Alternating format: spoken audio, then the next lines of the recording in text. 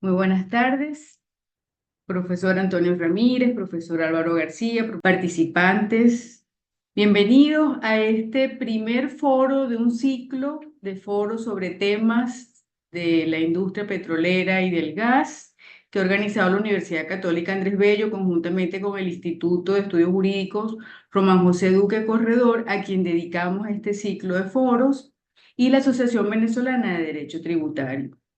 Gusto tenerlo aquí. Esta primera sesión de los foros, de la sesión de foros en materia de petróleo y gas, como bien dice la profesora Ninoca, en homenaje a nuestro queridísimo doctor Román José Duque Corredor, quien nos ha honrado desde hace ya unos años, nos honró con la posibilidad de ser presidente honorario y a quien dedicamos este Instituto de Estudios Jurídicos, del cual yo honrosamente formo parte. Nos ha dejado ese legado y esa inspiración para poder avanzar en todo lo que es la actividad formativa y divulgativa de materias que eran para él una pasión, como es el derecho en materia de hidrocarburos, petróleo, gas e incluso recursos naturales. Y es muy propicio la presencia para esta primera sesión, la participación de el doctor Antonio Ramírez Buscati, quien es un profesional con una amplísima experiencia, ya más de 35 años en el sector relacionado con los recursos naturales, energía, igualmente con la parte del derecho financiero y el derecho corporativo. Ha sido socio de firmas consultoras de las más importantes del país, presidente de banco, con una dilatadísima formación académica y participación también en todo lo que es la parte divulgativa y científica. Y no quiero alargar más esta presentación, que nos convoca es poder escuchar de su parte los conocimientos y sus impresiones sobre esta nueva situación que estamos todos atestiguando del nuevo entorno petrolero y la posibilidad de la expectativa de las nuevas inversiones en el sector económico estratégico como es el energético para Venezuela. Doctor Ramírez Uzcategui, por favor, le cedo la palabra. Bueno, muchísimas gracias, eh, Álvaro y el profesor Aninosca por la oportunidad. Interesante para todos los que están presentes en esta conferencia el día de hoy.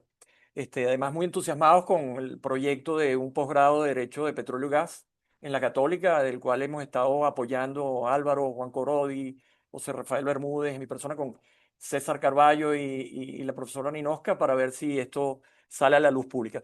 Después vamos a analizar un poquito lo que fue la Venezuela, yo la llamo Venezuela Política y Petróleo Post 2026, parafraseando el famoso libro de Rómulo Betancourt. No quiere decir que yo comparta sus tesituras y sus ideales en este sentido, pero me gustó la frase porque es lo que está aconteciendo.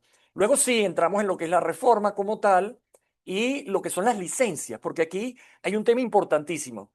La reforma no se puede ver sin las licencias, porque sin licencias la reforma es un eunuco, es como la apéndice, es decir, no sirve para absolutamente nada y las conclusiones. Entonces, dicho esto, nos ponemos en un negocio. Esto que está acá es el resumen de muchos años de trabajo en esta materia, pero que creo que si se llevan estas ideas, van a entender un poquito lo que es el negocio como tal. Primero, un negocio de más de 150 años de historia, es decir, cuando Mr. Drake en Pensilvania en 1880, 1870 comenzó a sacar este combustible que al final terminó siendo el sustituto por excelencia del carbón, este, y se empezó a industrializar, empezó la era del petróleo. Una era del petróleo que sigue, no ha parado desde esa etapa. Luego, ¿de qué trata este negocio? Un negocio que tiene una ecuación que tiene estas cuatro variables: alto riesgo, alta ganancia, alta inversión y largo plazo. Esa es la particularidad que define lo que es el negocio petrolero. Luego, obviamente, las empresas se caracterizan por tratar de conservar y controlar sus costos operativos con un alto componente de tecnología, que las haga diferentes unas a otras. ¿Cuáles son los players principales del negocio petrolero? Las empresas internacionales, International Oil Companies, las National Oil Companies, empresas estatales, y las empresas de servicio. El ciclo petrolero va alrededor de esos tres jugadores. Luego las empresas, ¿qué hacen? Para ser consideradas empresas grandes o tener mayor pegada. Desarrollar reservas y desarrollar producción. ¿Cómo lo hacen? Lo hacen por crecimiento orgánico, que es el natural, o mediante fusiones o adquisiciones. Todo esto va a depender del momento del petróleo y del consumo y el precio, que lo tenemos ahí al final, demanda y consumo.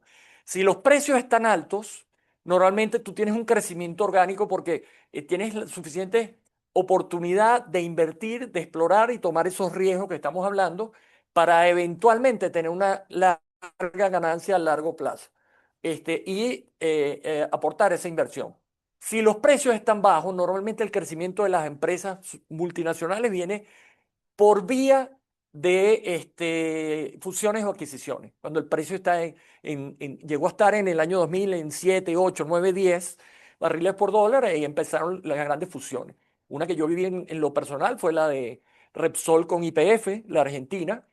Repsol era considerada una empresa petrolera sin petróleo, así la conocían, mucha refinación, pero comprando YPF se compró reservas y una producción de 800 y tantos mil barriles de petróleo diarios. Ese era el mecanismo. ExxonMobil, ConocoPhillips, todas esas cosas. Recientemente se dio una fusión, una adquisición importante que tuvo repercusión en Guyana, ya veremos Guyana como player en todo este tema de la geopolítica, entre Chevron y Amerada Hess de los Estados Unidos. Una operación de adquisición de 53.000 millones de dólares. Es decir, no es poca cosa. Cuando estamos hablando del negocio petrolero, estamos hablando de grandes ligas. ¿Qué requiere el negocio petrolero? Estabilidad fiscal, jurídica y contractual. Hay un concepto que deambula siempre por el negocio petrolero, que es el del government take, que es, digamos, en resumido, es la participación del Estado bajo diferentes modalidades en lo que es el negocio, bien sea vía impositiva, tributación o participación como socio en el negocio. En la medida que el government take sea mayor, es menos incentivos para los inversionistas de participar. Y acuerdan que Venezuela está acá, tiene reservas, puede producir, pero no es solo Venezuela. Tiene competidores que ya veremos. Luego, los modelos de contratación, así como tenemos key players, están resumidos en los contratos de Profit Sharing Agreements, que son los acuerdos de ganancias compartidas, los joint ventures, concesiones y los contratos de servicio. Alrededor de esos vienen modelos, subcontratos que se reducen a esa matriz. Pero, digamos, a los fines de la presentación, eso es, digamos, lo que contempla la contratación en materia petrolera. Luego hay un elemento importantísimo que tiene un porcentaje determinante en lo que es la actividad petrolera, que es la geopolítica. La geopolítica determina mucho del negocio. Hay gente que dice que tiene un porcentaje, que el negocio petrolero es 90, 80% del negocio es la geopolítica. Bueno, puede ser un poquito caprichoso, pero sí lo tiene. El componente es claro y clave. Luego la demanda y consumo, como hablamos, el precio, etcétera. Y bueno, un concepto que siempre ha estado por ahí, que es el de la transición energética, que está y sigue. Es decir, este combustible llegó hace 150 años y todavía se mantiene. Luego, ¿qué ha pasado en Venezuela durante todo este tiempo? Bueno, igual, nosotros tenemos más de un siglo de historia, comenzando por la Petrólea del Táchira, una empresa bien interesante. Bueno, antes, inclusive con la laguna de Guanoco, donde se explotaba el asfalto que iba a las calles de Chicago, en Estados Unidos, 1863, 70, luego vino la Petrólea, Mene Grande, el Pozo Sumaque 1 en 1914, y todo esto en materia jurídica se veía y se regulaba a través de las concesiones mineras, leyes de minas. Es decir, no había una autonomía en materia petrolera, sino hasta 1920, cuando entra la primera ley de hidrocarburos, donde ya empiezas a tener mayor participación, eso, government take, es decir, regalías, de repente vienen los impuestos, mayor participación, concesiones 40 años. Luego todo eso nos llevó a un proceso de nacionalización. Fíjense, son como etapas que ha tenido la historia del petróleo en Venezuela.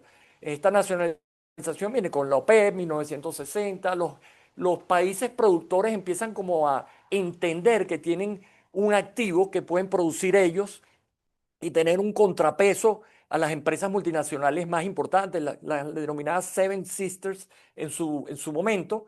Se crea la OPEP, luego en los años 70 viene la nacionalización petrolera con PDVSA, sus empresas filiales, Corpoven, Maraven, Lagoven, que eran filiales operadoras. Entonces vino ese proceso que más que nacionalización era como una estatización. Habían empresas también en la época de concesiones de capital local venezolano que fueron estatizadas. Mal se puede llamar nacionalización, recordando a Alberto Quiroz Corradi con ese recordatorio que siempre nos hacía de la semántica en estos casos. Luego llegamos en los años, digamos, finales de los 80, comienzos de los 90, empezó un movimiento en Venezuela de apertura petrolera, porque habían razones técnicas y de dinero y de tecnología. Es decir, se empezó a descubrir y a conocer más a fondo la faja petrolífera del Orinoco y PDVSA, al terminar las concesiones, que vino el proceso de reversión, las empresas multinacionales dejaron de invertir en los últimos años, con lo cual lo que agarra PDVSA es la parte final de los contratos que existían.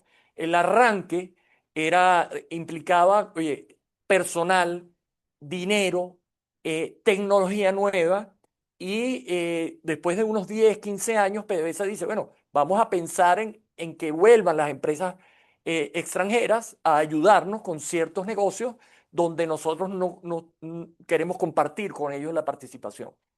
De ahí es donde nace la apertura petrolera, empresas multinacionales, años 90, un debate muy amplio en materia jurídica con la ley de nacionalización de su oportunidad, si se permitía o no la participación privada en los negocios. Luego se logró que hubiese una ventana de oportunidad para la actividad privada, siempre que fuese aprobada por el Congreso de entonces, y así corrió la apertura petrolera.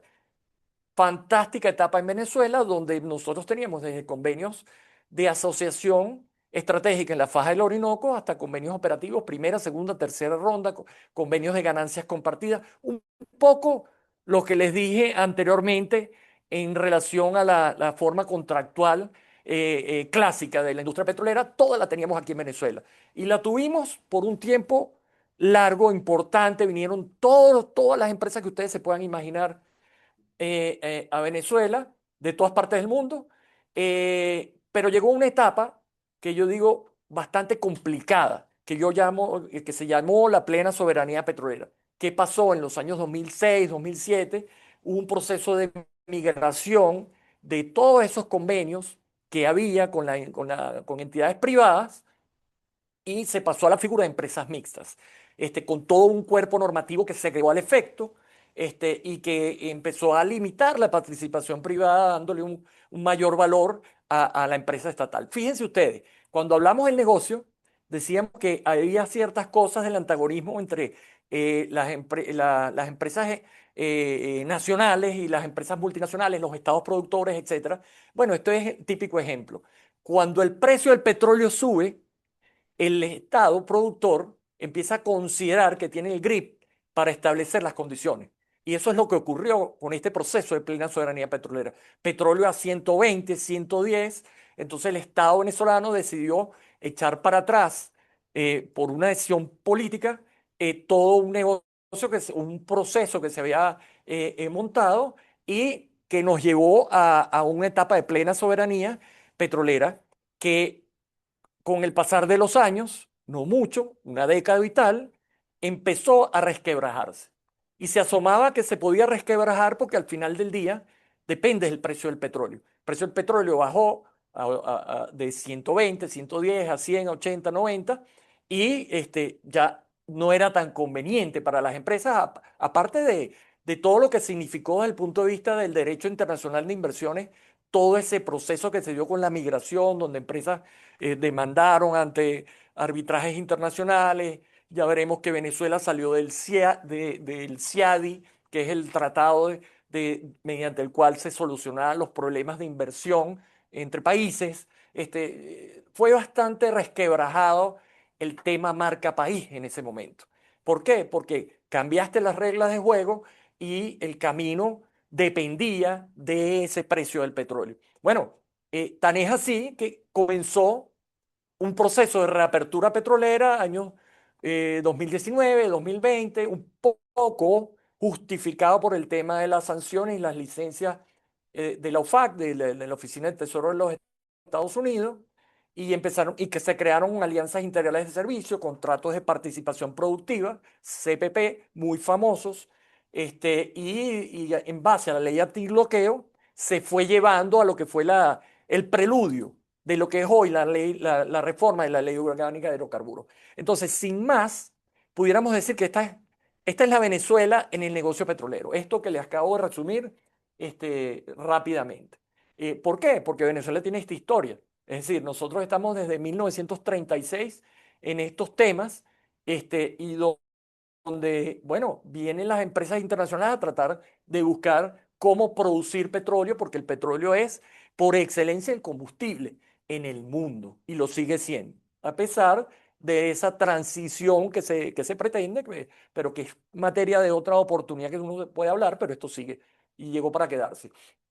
Parte de mi cruzada, que yo la llamo así como los cruzados, esta saga, parte de la base de esto que yo llamo el derecho internacional de inversiones, que es un derecho que nace por los años 60, a partir de los acuerdos de aranceles y generales de comercio, donde después multilaterales y leyes nacionales que lo que buscan es proteger, o sea, promover y proteger las inversiones en los diferentes países. Esto opera muy sencillamente, se los resumo. Países que necesitan inversión establecen reglas mediante estos tratados y estos convenios y leyes locales para atraer esas inversiones, donde te garantizan que no va a haber discriminación, donde yo voy a garantizar que los bienes de las empresas que vengan sean protegidos, donde no va a haber mecanismos de expropiación o similares que nos puedan afectar durante la vida de los contratos, y que si hay algo que eso afecta, hay mecanismos de solución de controversia donde deben invertir. ¿Por qué? Porque los estados necesitan de ese dinero para acometer obras de infraestructura muy grandes que no caben en su presupuesto normal para llevar a cabo sus actividades. En consecuencia, esto opera como un derecho multinacional donde ha tenido una gran repercusión. En la industria petrolera esto fue muy importante porque la industria petrolera viene siendo lo más global que había. Y entonces ahí se fue metiendo en ese camino. ¿Y para qué? Para proveer un equilibrio y un balance entre las partes, creando certeza y seguridad jurídica. Es decir, los estados con los conceptos de soberanía y las empresas tratando de que hubiese un riesgo manejable cuando van a cometer inversiones. Bueno, Venezuela ha participado de esto, como les digo, desde los años 70, ha tenido altas y bajas. Esta es una de los hitos que marcó eso cuando hablaba del proceso de migración de empresas mixtas. Ocurrió este evento donde Exxon demandó al Estado venezolano, y llegaron a un acuerdo al final, y esto ha seguido caminando. Luego, ¿qué quiero decir con esto? Que Venezuela no ha estado ajeno. Desde 1995 hemos suscrito ese convenio de CIADI. Sin embargo, en el enero del 2012, Venezuela denunció el convenio y nos salimos en julio del 2012. Entonces, eso quedó como desasistido.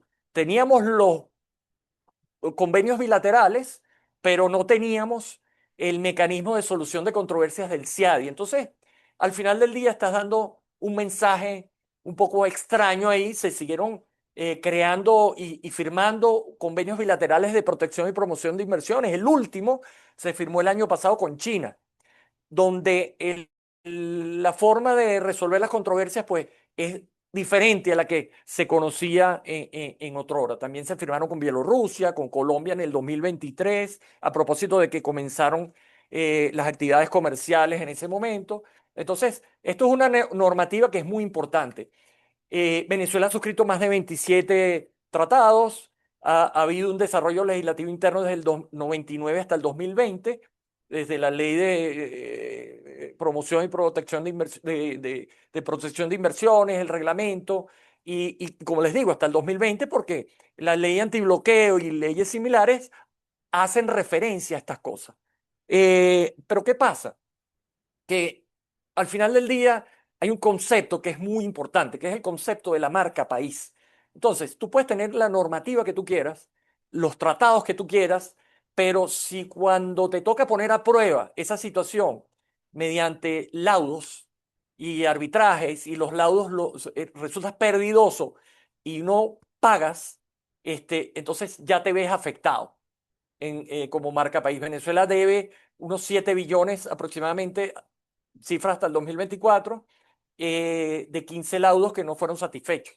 Y eso es una situación con la que tenemos que cargar, sobre todo si vamos a vernos de cara al futuro.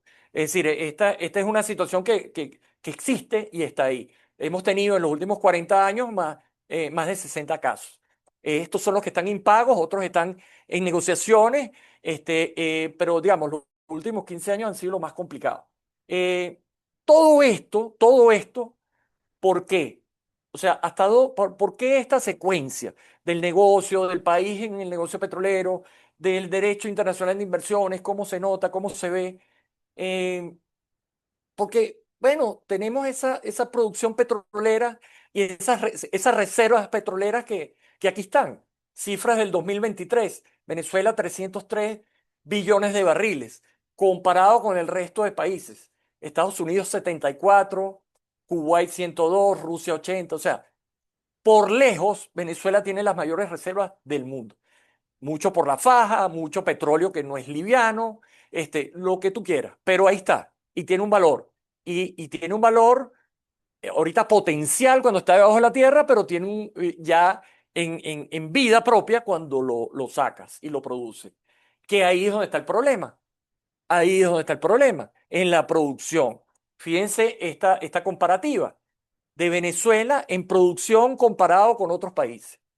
Estados Unidos 13.4, Canadá 4.800.000, Brasil 3.900.000, México 1.700.000, Venezuela, estamos hablando a 2025, 960.000, estaba rodeando ahí que llegaba al millón, bajaba, subía, ahí estábamos. Argentina 826, Colombia y Guyana. Yo pongo Guyana con esta cifra, pero Guyana ya está produciendo 850, casi 900.000 barriles.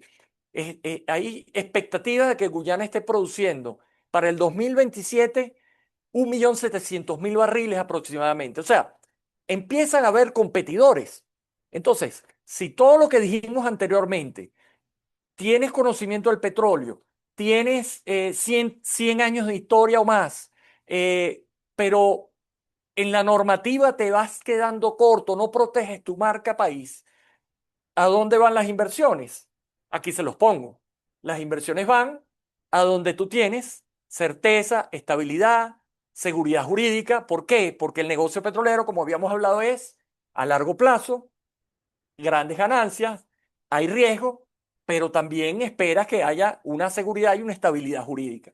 Entonces, fíjense a dónde se han ido hasta el año 2025 las grandes inversiones. En Venezuela teníamos 1 billón que se comprometió el año pasado la empresa China Concord Resources para un campo en Lagunillas, en el estado Zulia, donde esperaban producir 60.000 barriles diarios para finales del 2026. Luego tenemos en Brasil, miren estas cifras, solamente tomadas así random, donde incluye a Exxon, por cierto, 4.6 billones para septiembre del 2025. Surinam, que es otro player, que está muy cerquita de nosotros, está ahí. Total está muy metido en Surinam, 10.5 billones. Guyana, que hablar de Guyana. Guyana solo Exxon, desde el 2010, está comprometiendo ya casi 60 billones de barriles diarios perdón, 60 billones de dólares en todas las actividades que ha hecho en el yacimiento Stabroek, que es colindante con Venezuela. Ese yacimiento está produciendo petróleo liviano, petróleo que se está yendo a Europa, un poco para suplir lo que mandaba Rusia a partir de la guerra con Ucrania. ¿Recuerdan lo que les dije de geopolítica? Bueno, geopolítica es esto. Esto está pasando. Trinidad y Tobago, que la conocemos mucho por el gas. Bueno, Exxon se comprometió y salió público que en agosto del 2025 se iba a comprometer a 42.5 billones de dólares para petróleo en Trinidad. Es decir, está viendo como geológicamente lo que viene de Guyana sube por allá. Entonces, Argentina también, 2 billones. Entonces, lo que quiero llevarlos es, tenemos historia, conocemos el negocio, tenemos normativa, hemos afectado la marca país, tenemos las reservas, la producción está limitada y los competidores países están ahí. Y las multinacionales van con las reglas claras en otros países. Esa es la historia hasta el 2025-31. Ahora, ¿qué pasó en Venezuela en enero del 2026? ¿Y qué estamos viendo post enero del 2026? Como digo, Venezuela, política y petróleo, eso es geopolítica pura. Bueno, el 3 de enero hubo un evento histórico en Venezuela, pero que tuvo un antecedente. Es decir, yo digo que no hay 3 de enero si no hubiese habido un 28 de julio del 2024. Es decir, y sin connotaciones políticas, tal cual llegaron. Es decir, hay un tema de legitimidad del gobierno que lleva las funciones en Venezuela que se fue afectando con mayor pronunciamiento hasta que llega a los eventos del 3 de enero. Y eso nos tenía afectado y por eso los competidores países estaban recibiendo más inversión, recibiendo lo que quedaba. Y de países que no eran exactamente los tradicionales con los que nosotros llevamos a cabo actividades. Eso ocurrió y por eso se dio el evento del 3 de enero. Eso sin duda. Es decir, eso no se discute, son hechos. Ahora, a partir de ese 3, bien, se genera un nuevo orden geopolítico petrolero entre Estados Unidos y Venezuela. Yo la denomino la doctrina Monroe 2.0. Es decir, Estados Unidos agarró a Venezuela dentro del panorama geopolítico mundial y dijo, acá yo siento una bandera y sobre esta bandera la extiendo a toda América. Y América es for the Americans. Y Venezuela va a ser el ensayo donde yo voy a cubrir toda esa doctrina y la voy a transformar en acciones reales. Y eso está pasando. Y empezó a pasar desde enero. Y eso a su vez consolidó lo que es la etapa de reapertura petrolera que les mencionaba hace un rato, que ya venía dando sus señales. ¿Qué va a pasar? ¿Y qué está pasando? Un desarrollo progresivo de una base legal y contractual para el sector petrolero, que está viniendo dada por la reforma de la Ley Orgánica de Hidrocarburos, las nuevas licencias que han salido o el fin de las sanciones. Y yo, en esta cruzada, en esta saga, digo que tenemos que apoyarnos en el derecho internacional de inversiones de cara al futuro y volver al CIADI. Es decir, eso es dar esa imagen de que no la debemos y empezar a honrar los compromisos. Y entonces eso te va a dar más credibilidad. Y bueno, uno no sabe qué pueda pasar. Puede haber una privatización de PDVSA en el futuro y creación de una agencia nacional de petróleo al estilo de lo que está pasando en Brasil. Esto no ha terminado. Esta película cambió, mutó, una metamorfosis que ni Kafka la hubiera vaticinado, pero eso es lo que estamos viviendo. En esta política, Venezuela Política y Petróleo, post enero de 2026, los players iniciales están clarísimos. Chevron, Shell, Repsol, Eni, Maurel, Halliburton, Baker Hughes, Schlumberger. Fíjense que aquí tenemos desde empresas de exploración y producción hasta empresas de servicio. ¿Por qué son las primeras? Tier 1, el tier número 1. ¿Por qué? Porque son las empresas que ya estaban acá, que de alguna manera estaban trabajando con algunas licencias de la OFAC, algunas más amplias, otras más limitadas, pero ahí estaban. Aguantaron su posición y ahora van eventualmente a recoger las ganancias de ese esfuerzo.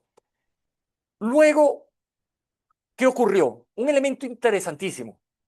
el 12 de enero se dan unas licencias de comercialización y trading a las empresas Vitol y Transfigura, que son brokers para la venta del petróleo.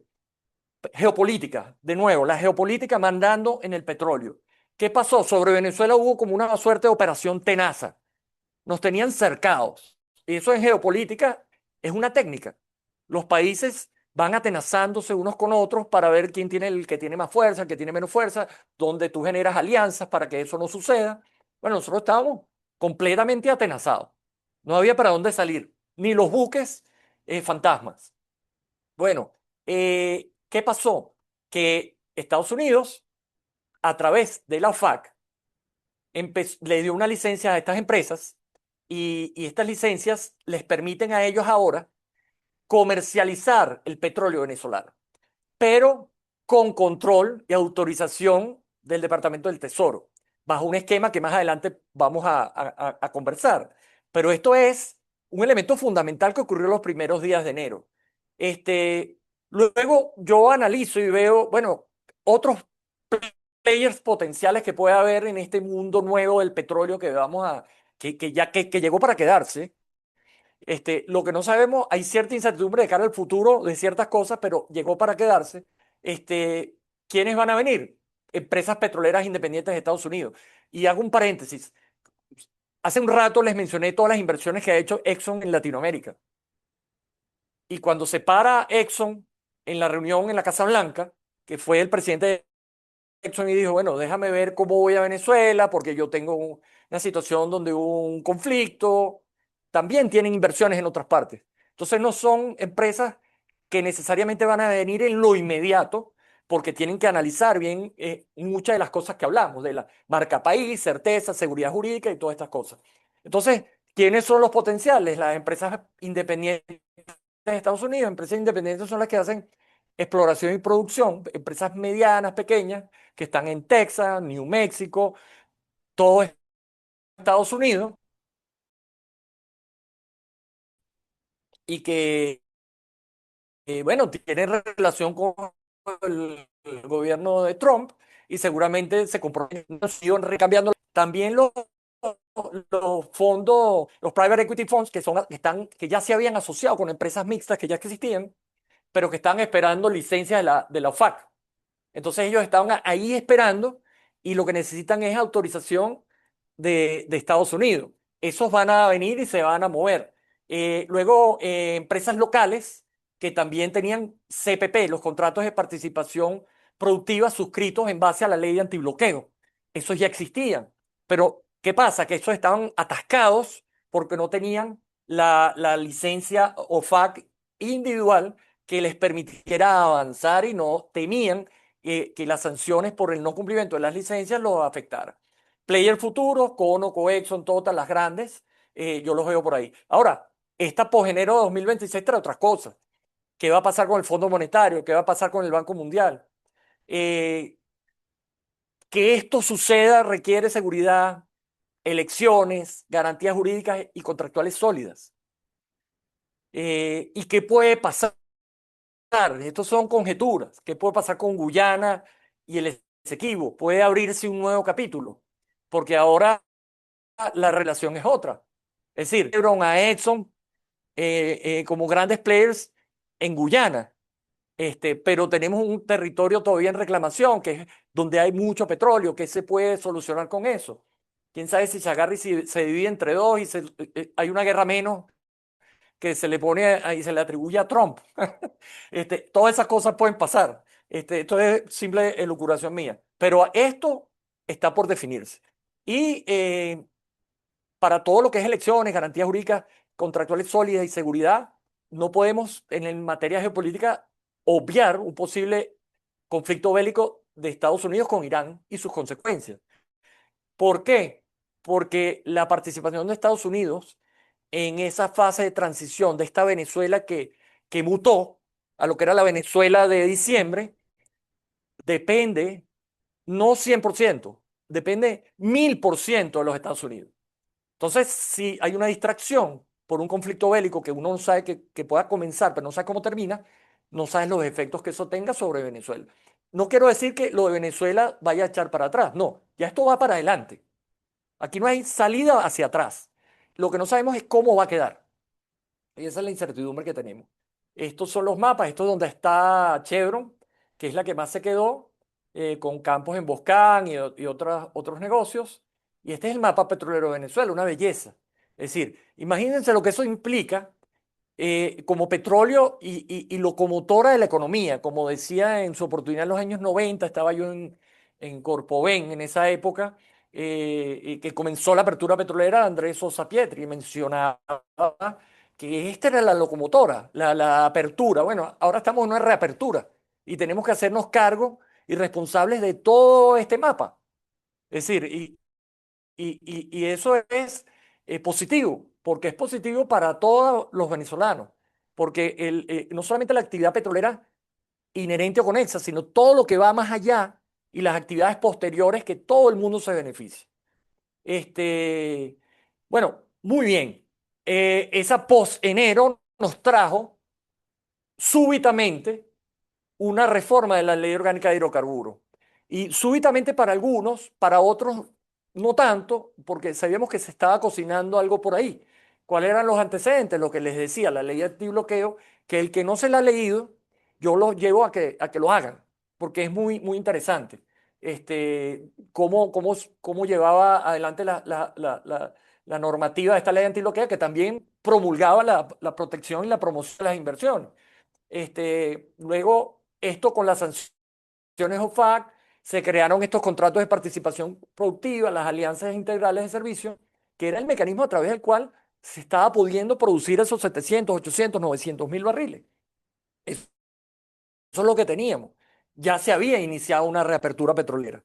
Ahora, pero esta reapertura se consolida con la reforma de la Ley Orgánica de Hidrocarburos del 29 de enero, que es muy interesante porque tuvimos una primera discusión que fue aprobada en la Asamblea, y en una segunda discusión se presentó un texto con variantes de fondo importantísimas, y que es lo que al final se aprobó. ¿Qué, qué se aprobó? Una ley, las leyes que vienen de la corona española, los decretos de Bolívar, el principio del dominio público de los yacimientos, eso no está en discusión. O sea, lo que está abajo es del SONIA de Venezuela. Ahora hay unas primarias a través de empresas mixtas y con contratos operativos, para resumir, volver a la apertura petrolera. De un forma, pero estaba yo en Repsol, me tocó lidiar en la parte legal y negociaciones, era el sueño de cualquiera. Meter en las cláusulas, por ejemplo, el equilibrio económico-financiero, que se respeta. Es decir, ahora el Estado venezolano, a través de una ley orgánica, está diciendo, yo te voy a garantizar que lo que tú esperabas ganar, acuérdense, contratos de largo plazo, con gran inversión, necesitan estabilidad jurídica, le están diciendo, si hay algo que te afecta por algún hecho del Estado, yo me comprometo a restablecer ese equilibrio durante la vida y la vigencia del contrato. Eso es fantástico y está ahí. Luego el régimen tributario también cambió como incentivo. Ahora somos mucho más competitivos. Hasta diciembre del 2025 habían 22 elementos tributarios de contribuciones para fiscales, de tributación que afectaban la actividad petrolera. Eso ya bajó con esta ley, reforma de la ley de hidrocarburos. Se creó, bueno, la regalía en el 30%, de hasta el 30%. O sea, si la economicidad del proyecto, de proyectos que tú presentas al ministerio, te lleva y te conduce a que la regalía para que ese proyecto sea beneficioso, sea de un 10, un 15%, un 12%, un 18%, el ministerio tiene la potestad de bajar la regalía.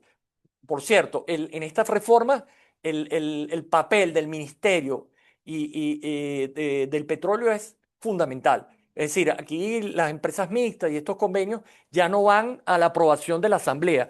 simplemente se hace de conocimiento. Entonces, ya esto está cambiando un poquito las reglas del juego. Luego se crea el impuesto integrado de hidrocarburos, que me parece fantástico porque cambia todo aquel, el impuesto de extracción y aquel que nadie entendía y era difícil, y bueno, ahora está mucho más simple, que es de un 15%, pero también es y el impuesto sobre la renta, hay una potestad de poderlo bajar como incentivo. Y hay un capítulo de exenciones interesantísimo, todo aquello que tenía que ver con la ley de ciencia y tecnología, la ley del deporte, y pare usted de contar, ya eso desaparece, ya no le aplica. Pero no menos importante aún, tiene que ver con los impuestos estadales y municipales, que ya quedaron fuera del juego petrolero, que era una eh, diatriba ya de décadas en Venezuela de la relación directa de los municipios con las empresas de exploración y producción de hidrocarburos y si pagaban o no impuestos municipales. Bueno, ya eso quedó fuera. Eh, Esta ley establece que la comercialización y la operación la pueden llevar a cabo las empresas privadas. Eso es un breakthrough. O sea, eso es algo impensado hasta hace unos años. Pero así es el negocio petrolero. Así es la historia del negocio petrolero. Esto varía y cambia. Por eso es que es tan interesante y uno lo vive con tal pasión porque tiene ese dinamismo. Ahora las empresas pueden operar, las empresas pueden vender directamente al exterior, bueno, con las salvedades de informar al ministerio y todas estas cosas. Luego hay un capítulo de resolución de controversias que, claro, es resolución de controversias de carácter comercial a través de arbitraje, etcétera. Eso está ya en la ley como orgánica, estaba en los últimos tratados de promoción y protección de inversiones, algo similar, pero nos quedamos cortos con el tema del CIADI, que les hablé hace un rato. Creo que ahí hay algo que se puede trabajar para dar más credibilidad a la marca país, como decía. Luego, algo importantísimo, se establece una revisión de las empresas mixtas vigentes y de los convenios de producción, de participación productiva en 180 días. Hago un paréntesis, todos estos convenios de participación productiva por la ley de antibloqueo eran confidenciales. Nadie sabía, salvo los que participan, ni la Contraloría tenía que mandarlo. Entonces, esto era así como los buques fantasmas, tenías contratos clandestinos, pues ahí, que los conocían quienes trabajaban. La camisa de fuerza de estos contratos eran las licencias de los FARC. Es decir, tú podías tener tu contrato, pero sin la licencia que te lo autorizara, tú te veías limitado porque tú no querías tener problemas con los Estados Unidos ni todos tus proveedores, contratistas, bancos, etcétera. Bueno, ¿qué se hizo? Todos esos contratos, vamos a decir los clandestinos, no lo digo en sentido peyorativo, ahora que sencillamente estaban en confidencialidad, ahora aparecen porque se tienen que adecuar a la normativa de la Ley Orgánica de Hidrocarburos y pues tendrán que entonces empezar a saber quiénes son los jugadores que estaban detrás de eso, donde hay de todo, pues. Hay buenos, malos, feos, hay de todo tipo. ¿Ok? Entonces, y además van a requerir licencias para operar. Entonces, eso es importante. ¿Qué es lo que está tratando de hacer esta ley? Ya congregar bajo un mismo escenario, bajo una misma umbrella, un mismo paraguas, todas las formas de contratación privada que ahora se permiten en la legislación en un plazo de 180 días. Más allá de eso, fíjense lo que hace esta normativa. Consolida la etapa de reapertura petrolera. ¿Y cómo? Pone fin con unas disposiciones derogatorias a todo lo que fue la plena soberanía petrolera. Todo eso que ocurrió desde el 2006, 2007, donde hubo la migración a empresas mixtas, eso quedó para afuera. Derogado. Derogado. Esa etapa fuera. Y bueno, todo esto va de la mano con un desmantelamiento del programa de sanciones económicas de Estados Unidos contra Venezuela. Si no, esto termina siendo letra muerta o un cuadro bien bonito pintado del cual no puedes hacer uso ni disponer. Y en ese sentido, hablo ahorita de las licencias, pero rápido, porque, digamos, en aras del tiempo, estoy tratando de resumir muchas cosas en poco tiempo, pero bueno, es para que se lleven una idea y se lleven el gusto de lo que va a venir en el posgrado de Derecho de Petróleo y Gas que va a iniciar próximamente en la Católica, valga la cuña. Las licencias OFAC son las licencias del Departamento del Tesoro, ellos las autorizan y las supervisan. Y fíjense lo siguiente, rápidamente. Estas licencias eran un programa que tienen los Estados Unidos desde hace muchos años, con países que tienen problemas para entender el tema de la democracia y todas estas cosas, para decirlo en palabras bonitas. Bueno, te establecían este sistema de licencias que era bastante estático. Es decir, oye, sancionamos a personas, sancionamos a instituciones del Estado X o Z, y ahí quedan esas sanciones. El movimiento era lento, un poco paquidérmico, pues por decirlo, ahí quedaban. Bueno, lo que está ocurriendo, porque todo esto cambió, es que las licencias iniciales del 2026 están dando la idea de un sistema nuevo de licencias, más dinámico e integrado, ahora en el caso venezolano, a la estrategia de transición. Por eso es que vimos muchas licencias que empezaron con las de comercialización, que ya les narré, Vitol Transfigura, recientemente Reliance de la India, geopolítica de nuevo, y lo explico rapidito. Reliance, la India, petróleo venezolano, te doy la licencia, ya no compres petróleo India a Rusia, que lo vendías a descuento, vente conmigo, vas a comprar a precio de mercado, pero ya sales de aquello. Entonces hay un tema geopolítico que te lleva a que Reliance tenga la licencia para operar como broker comercial del petróleo venezolano y no le paren los buques, que es lo que está pasando en la operación Tenaza, sino que eso está corriendo. Y luego se han generado varias licencias, la 30B, la 46, 46A, 47, 48, 49, 50, 50A. Palabras más, palabras menos, estamos llevando aguas abajo una normativa que nos están poniendo delante, que es la normativa que vamos a tener que estudiar más en lo adelante todos los venezolanos, porque es la normativa a través de la cual se hace efectivo el mandato y lo que está expuesto en la Ley Orgánica de Hidrocarburos. Es decir, sin esto que está acá, no hay aquello. ¿Y qué tiene esta normativa? Bueno, empiezan a dejar licencias para que empresas puedan trabajar en temas tecnológicos, en temas de servicios de producción. Ahí es donde salieron las empresas de Repsol, de Chevron, de Eni, se les dieron toda esa. Estoy resumiendo, esto es mucho más amplio, pero en aras del tiempo. Empresas donde se permite la venida de diluentes para los campos. Todas estas van con un conglomerado de normas que se tienen que entender como hay que ponerle la lupa a algo importantísimo. Estas licencias hablan del compre USA. ¿Se acuerdan cuando nosotros teníamos el compre venezolano, aquellas cosas que habían una participación nacional? Bueno, ahora es compre USA. Ellos lo están haciendo para beneficio de las empresas americanas que vengan a Venezuela. Con legislación en los contratos que se firmen, que están autorizando para no verse afectados por las sanciones, con legislación y jurisdicción aplicable de Estados Unidos. Entonces, eso es lo que estamos teniendo. Eso es lo que estamos teniendo. Entonces, al final del día, tú no tienes un tratado de protección de inversiones, un BIT con Estados Unidos, nunca lo firmamos. O sea, se negoció por mucho tiempo, nunca se dio. Pero hoy por hoy la protección de las inversiones está en las licencias para las empresas americanas multinacionales. Ellos crearon su propia protección y nosotros estamos tratando de promover a través de la ley de hidrocarburos. Ese es el juego de la ecuación ahorita. Ese es el juego que se está presentando. Ahora, todo esto donde nos vemos todos afectados, porque es decir, al final del día nadie le agrada que le estén imponiendo normas y reglas de juego. Ahorita estamos así, estamos en una fase de transición que, en mi humilde opinión, requerirá legitimidad, elecciones libres para llegar a una verdadera alternancia democrática. Ahí es cuando, como decía Bolívar, se consolidará la unión. ¿Por qué?